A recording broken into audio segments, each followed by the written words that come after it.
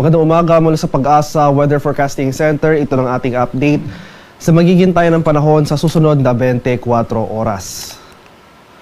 Ngayong araw, asahan natin ang mataas sa tsansa ng mga kalat-kalat na pag-ulan, pakulog at pakilat, pati na rin itong mga kaulapan sa buong Palawan at sa malaking bahagi ng particular na itong western sections ng Visayas at sa Mindanao. Bunsod pa rin yan ng pag-iral ng southwest monsoon o yung hanging habagat sa mga nabanggit na lugar.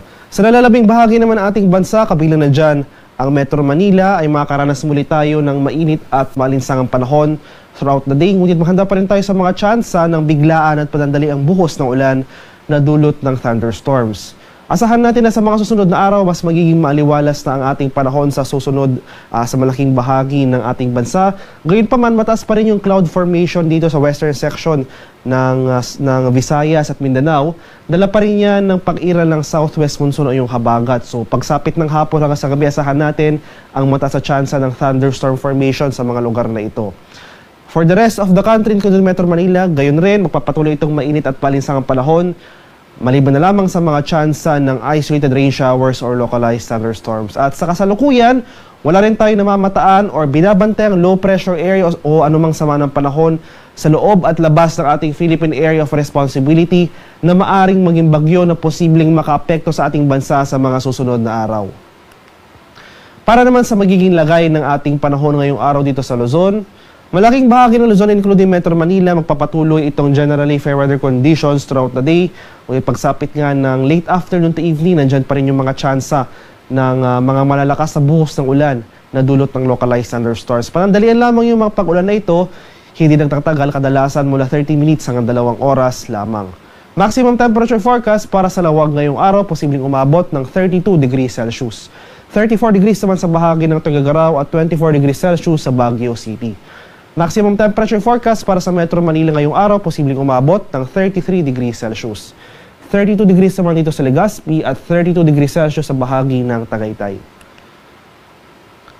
Sa areas naman ng Palawan, Visayas at Mindanao, ito ang western section ng mga areas na ito, buong Palawan, sa mga rehiyon ng Western Visayas, Negros Island Region, sa bahagi ng Zamboanga Peninsula.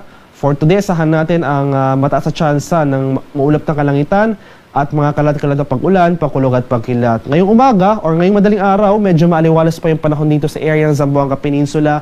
Ngunit mataas ngayon tsansa ng mga kaulapan at thunderstorms pagsapit ng hapon hanggang sa gabi. May mga early morning thunderstorms rin nga tayong naitala dito sa central at eastern portions ng Visayas at Mindanao. So panandalian lamang yung mga pag-ulan na ito ngayong madaling araw. So pagsapit ng umaga hanggang sa tanghali sa nalalabing bahagi ng Visayas at Mindanao, asahan na natin muli ang fair weather conditions at pagsapit naman ng late afternoon to evening, nandyan pa rin yung mga tsansa ng mga thunderstorms. Ito yung mga biglaan at panandali ang buhos ng ulan. Maximum temperature forecast para sa Kalayaan Islands at Puerto Princesa ngayong araw, posibleng umabot ng 32 degrees Celsius. 32 degrees rin dito sa areas ng Iloilo, Cebu at Tacloban. Maximum temperature forecast para sa Cagayan de Oro ngayong araw, posibleng umabot ng 32 degrees Celsius. At 33 degrees naman dito sa areas ng Davao at Zamboanga. Sa kalagayan naman natin karagatan, sa kasalukuyan, wala pa rin nakataas na gale warning sa anumang baybayin na ating kapuluan at banayad hanggang sa katamtangang pag-alon na ating inaasahan sa malaking bahagi ng ating bansa. Gayunpaman, iba yung pag-iingat pa rin sa ating mga kababayan na maglalayag sapagkat kung meron tayong offshore thunderstorm activity, ito yung mga pag-ulan sa ating dagat baybayin, especially nga dito sa western section ng Visayas at Mindanao, asahan natin ang posibleng pagbugso ng mga malalakas na hangin, kaakibat nito ang bahagyang pagtaas ng ating mga alon. At ang haring araw dito sa Kamilaan ay sisikat mamayang 5:40 ng umaga at lulubog naman mamaya sa ganap na 6:24 ng hapon.